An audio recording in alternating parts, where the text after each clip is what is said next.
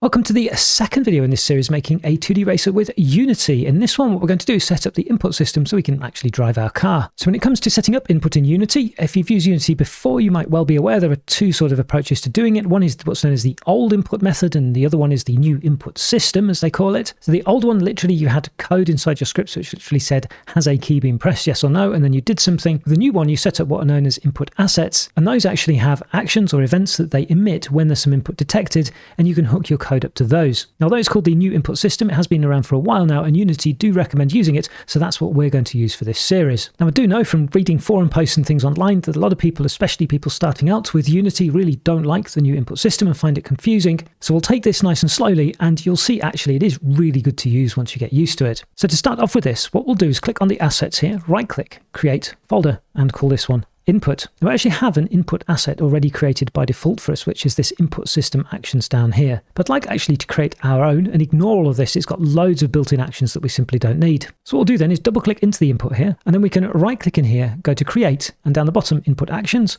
and call this game input actions. When we do that, on the right hand side, you can see we get a warning, which is telling us that these are not assigned as the project-wide input actions. We want them to be assigned as that, so let's click this button here. So I'll left click there. And then the next option we're going to do is the generation of the C# class. Just before we do that, I'll explain to you why and what the other option would be. What you can do when you've created your input actions is select, say, the car as a game object, add a component, and add your input actions there, and actually connect it up in the interface here to functions on your various scripts. Now, in terms of initial setup, this is easier than the path that we're going to take. However, you'll know if you've had any experience with it, it quickly becomes difficult, especially if you start making changes to your inputs and things like that. So instead, what we're going to do is select the game input actions, click generate C# class, and then click apply. And we're going to handle all of the inputs from inside our code. When you click apply, it might wear away for a moment, but what you should get is this game input action C# class down here. Now, before we go and play around with our class, what we should do is set up the actions themselves. So let's double click on the game input actions. That opens up this empty dialog here. What you do here is set up different action maps. So maybe input actions for your main menu, maybe for your UIs, maybe for your cars, as we're going to have. Then for each of those individual maps, you can set individual actions, and then the action properties are the key presses and things like that. So we'll click the plus here, and we'll call this new action map a car. Then for the actions here, I'm going to right click on this actually and just delete that to start from scratch.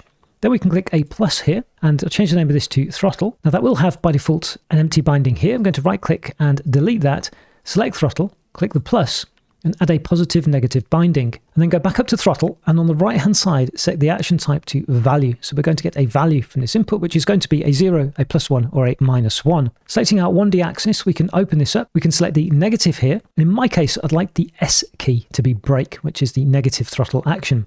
So with negative selected, click the drop down of path. It's listening at the moment. If I hit the S key, I can then find every input action with S in it. The S keyboard is the one I'd like here anyway. So I'll left click that, and now S will be brake. Then select the positive path, and then W, in my case for W keyboard, that will then be accelerate. Now I need to do the same thing for the steering as well. So we'll click the plus here and type steering. Then opening this out, again I'll right click and delete this binding from here. Select the steering, again we need value here. Click the plus, we'll add a positive negative binding. Open these out. Now for the negative here, we want the right steering, because in Unity, clockwise rotation is negative rotation. So for me, that's going to be the D. So with the path here, the D key, and select D, and then the positive here, the path will be the A key, so I'll select the A. So A's in the positive, D's in the negative for steering, and then negative is S and positive W for the throttle. That should be everything we need.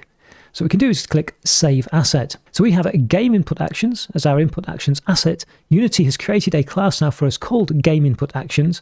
And inside there, you'll see that we'll have a car actions interface that we can use, which is created directly from what we actually called it here, which was car. So we can close that down. And before we start coding, let's take a look at how we're going to structure this in our code. Now, all being well, Unity should have created a game input actions class for us. And when we added the car action map and click save, it will actually have created the code to receive those inputs for us, and also an interface, hopefully called iCar actions. Then it goes through the actions we set, so the throttle and the steering in our case, and we'll add a couple of functions that are part of that interface. And these functions are invoked every time it receives some input from our throttle or our steering. And this input includes pressing the keys and also releasing the keys. So we'll get values of -1, 0, and +1. What we do inside our code then is we implement this interface wherever we need to receive the input. So let's say we have 3 different class definitions inside our game that need to receive this input. Each one of those would implement the interface, implement the functions here, and then also have an instance of actions on here, which you then bind to these particular functions. And this as a pattern is okay. However, it starts to become a little bit of a problem when you have quite a few classes responding to different inputs. So example, if class B needed the same thing as A, we would need to set up the same boilerplate. If class C did, then the same thing again, and so on. And this is okay up until the point usually when you want to make some kind of change or something, and all of a sudden you need to make changes throughout different places of your code. So we're going to take a slightly different approach. What we're going to do is use a singleton, which is kind of going to sit in the middle of both of these. So this one communicates with this one, and this one then broadcasts things and prevents all of these needing to implement the interface. How that's going to look, hopefully, is something a little bit like this. So we're going to make a game input class that'll be attached to a game object, and it'll be what's known as a singleton. If you don't know what that is a single instance of a class that exists throughout the life of the application, usually anyway. That single instance usually has some data, and you only have that one single instance. You can't create another instance. So you can always rely on it as a data source, or in this case, some source of actions being broadcast. Then what we'll do is we'll get this to actually implement the interface and have an instance of our actions. Then when the actions invoke their functions on throttle and on steering, what those will do is invoke actions, which we'll put on our singleton, which we'll call throttle change and steering change. And any of our classes that need to know about the input, they can hook themselves up to these actions. So if later on when we go and make changes with the interface or anything like that, we only need to make the changes inside our singleton definition, and all our other classes can just stay with the original code that they have, and we don't get in a little bit of a mess. So in our code now, we're going to set this up, and then we'll do some debug logging to the console to make sure that we're receiving our inputs with our singleton here. So back inside the IDE then, with the root of our scene selected, we can make a new game object here. I'm going to call this one game input. Then inside our input in the assets here, let's right click, create, and we can create scripting, mono behavior script, and also call this game input. And when that's created, we can select the game input on the top left hand side here, add component, type game, and we should find our game input. I'll do Control S to save. Now let's double click on the game input, and inside here we can delete the start and the updates because we don't need those, and we'll start setting up our singleton. So if you're not familiar with this, it's quite straightforward. What we do is we set up a static instance of game input called instance, and therefore if you need to access this instance from anywhere else inside the code, you simply do game input.instance. We have a public getter on there and a private setter, so it can only be set inside this class itself. And then to set it up, what we do is override the awake, and inside here what we can do is set the instance, so this static instance here, equal to this. This being the current instance that's being created of the game input. And then to keep this alive throughout the life of the application, we can use don't destroy on load with this particular game object, and that will now always stay in the scene hierarchy irrespective of which scene we have loaded. There's one important thing still missing from here though. If we attached our script now to 10 game objects in the hierarchy, we would actually create all 10 of these, and the 10th one would be assigned as the instance because that would be the 10th one to have the awake function invoked. We need to prevent that because we only want one of these. So what we'll do is we'll add a check in here to see if the instance is non-null when we invoke our awake. If it is, it means we already created one of these. Therefore, we'll destroy the game object that's trying to create this and then simply return. So if we added, as I said, say 10 game objects with the script attached to them, 9 of them would end up being destroyed and only one would remain, and that will remain for the life of the application. And this is what's known as a singleton. Now we can set up our actions. To do that, we need an instance of our game input actions. And if we right click on that and go to definition, you can actually see the code that's been created by Unity. And if I do Control and F actually for find, and then iCar, we can also find here the interface that's been defined as well. That's what we need to implement. And in the Unity UI, as you add actions and things like that and click Save Asset, behind the scenes what it'll actually do is update all of this code and create all of the objects for us. So I'll close this down because we don't ever really need to see it. What we need to do is implement the interface. So that here is going to be our game input actions dot and our iCar actions. Now we get loads of red text here because we need to implement it. So I'll click there, click the bulb and implement interface. And down the bottom we get the on throttle and on steering. So now we need to do a little bit of setup with our actions. We need to make an instance of these input actions and then tell these input actions on which instance of another class they need to invoke these functions here. In other words, we need to connect them up. So to do that then, we'll do that inside the awake.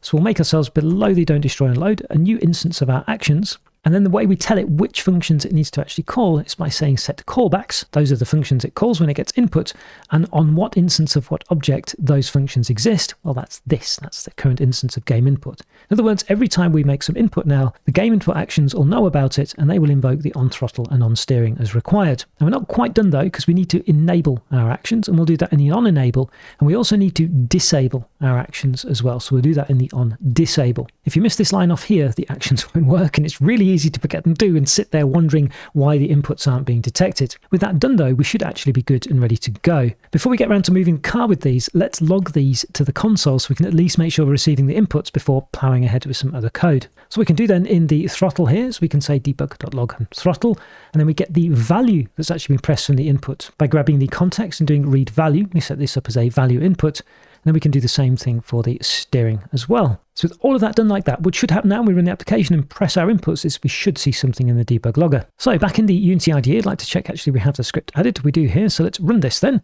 We should see on the left-hand side the don't destroy on load. Hopefully here. Yes, we do. That's good. The car's driving. That doesn't matter. What I'd like to do is press the input, and I can already see down here from the console that we're getting some inputs. So if I brake, get the -1 and 0. So -1 when I press and 0 when it's not pressed, and then +1 and 0.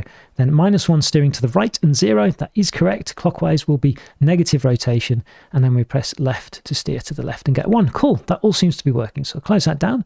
Go back to project. Now we need our car to receive these inputs. And if we go to our car, we have one component on there at the moment. That's our car motor. We're going to add another component now, which is going to be responsible for the movement. So going to the scripts in the car folder, I'm going to right click, create, and we'll go to scripting and mono behavior script and call that player car movement and select the car. Unity will whir away and then do add component and type car. We should find the player car movement. Then double click on the script. So we'll do this in 2 stages. The first one is make sure we're receiving the input, and then we'll start driving the motor. So to receive the input, we need to know that the game input has received something. And we'll do that by adding some actions onto the game input. So we'll add a public event action, which sends a float called throttle changed, and another one which sends a float called steering change. And then we have squiggly lines, because I think we need system in here. Yes, using system. Then let's get hold of our throttle changed, and we can go all the way down here to on throttle. And we'll do throttle changed, question mark, to make sure it actually has something. Then we can do invoke, open and close brackets, and then we'll send in the value that we want to actually send with this particular action. Then we can do the same thing also with the steering change as well. And we can then connect ourselves up to these 2 actions. So this is what I was talking about in the slide here. So we've defined these actions now in our game input, and we're about to connect ourselves up to these. So if ever the interface changes or the code changes with the actions, it can all be changed here. And we don't need to worry, as long as we don't remove these actions anyway, about the code breaking and all of the classes that are using the inputs. So going into the player car movement then, inside the start, we can connect ourselves up to the throttle changed. I've called that on throttle change. It doesn't exist, so VS Code can create it. And then we'll do the same thing for the steering changed as well, which also VS Code can create. And then we'll add some debug into here as well, so we can make sure that everything is working okay here. And we'll change the obj here also to value. I think that's a little bit of a better description. So what should happen now is when the start is invoked, we connect ourselves up to these particular actions here. And when they broadcast themselves, these functions will be invoked here. And these are being broadcasted when in the game input singleton, it receives some input from the input actions here. So the input actions invoke these functions, which cause the game input to broadcast the inputs here. Let's go back to here though. Before we test this, we need to add a couple of other things in here. The first one is probably to be a little bit defensive here and say that if we don't have any gameput instance, then we don't want to be trying to connect up because these don't exist and the application will crash. But probably we need an error in the console to know about this. So we'll log an error saying we don't have anything, and we'll disable this game object as well, which will provide us a very strong hint that something's gone wrong. And then something that's quite easy to forget when you take this approach of connecting up to actions in a singleton, you need to disconnect as well. That's because this connection process here essentially is adding the address of this function to a list of function addresses that this action is going to call when it's emitted. Now, because this is alive for the life of the application, if we leave, say, this particular track scene and we go, say, to a main menu scene, then we press the input, well, the functions will no longer exist at these addresses, and it will try to invoke a function that's not there, and that will cause the application to crash or at worst have a blue screen, which is really bad. So what we'll do then is we'll add the on disable into this as well. And then the on disable will say if the instance is null, return, because we won't have been connected up to anything. Otherwise, we'll do our disconnections here. Now, we're not driving the motor yet, but what I'd like to double check now in the console is we do see the player car movement. So back in the Unity IDE, things have been built. That's always a good sign. There's no red. So I'm going to go to the console now and just press here. Yes, we can see the player, or I can see at least the player car movement. Hopefully you can as well. So we're definitely receiving our inputs. That's good. I realize we're doing it very step by step, but in my experience, it's good to make sure this is set up before actually trying to use the values. But now it does seem to be working okay. We can indeed use the values. So let's complete this back in VS Code. So back in VS Code then, what we're going to need to do is drive our car motor. By driving it, what I mean is we're going to set the velocity on the car motor, and then we're going to invoke this move forward. So prepare for that. Let's get rid of the hard-coded value and get rid of the fixed update. This is now going to happen from elsewhere. At the moment, it'll be our player car movement. Let's then go back to the player car movement, and we need to grab hold of this motor. To do that, we'll add an attribute at the top here to say that we require a car motor component, so the app won't run unless we've got one. Then we can add ourselves a private class variable here, which is the actual motor, and then inside the awake, we'll go ahead and get hold of it. So the awake comes before the start, so when things first get added into the hierarchy, the awake is called. At that point, you know the components will be there, so you can grab hold of them. When it comes to connecting up events and things like that, usually you'll wait till the start. That's invoked when you can be sure that everything else in the hierarchy is also ready to go. So if you're not familiar with the lifecycle in Unity, a good rule of thumb is grab components in awake and do any other setup in the start, particularly if it involves getting hold of other game objects and things. Now that we've got hold of our motor though, we can drive it. To drive it, we're going to need to know how much steering and throttle we have. So we'll add in a float for the throttle and a float for the steering, and we can set both these values then down in the callbacks. So let's scroll down here. Then in onThrottleChanged, we can set the throttle equal to value, and then in the onSteeringChanged, we can set the steering equal to value.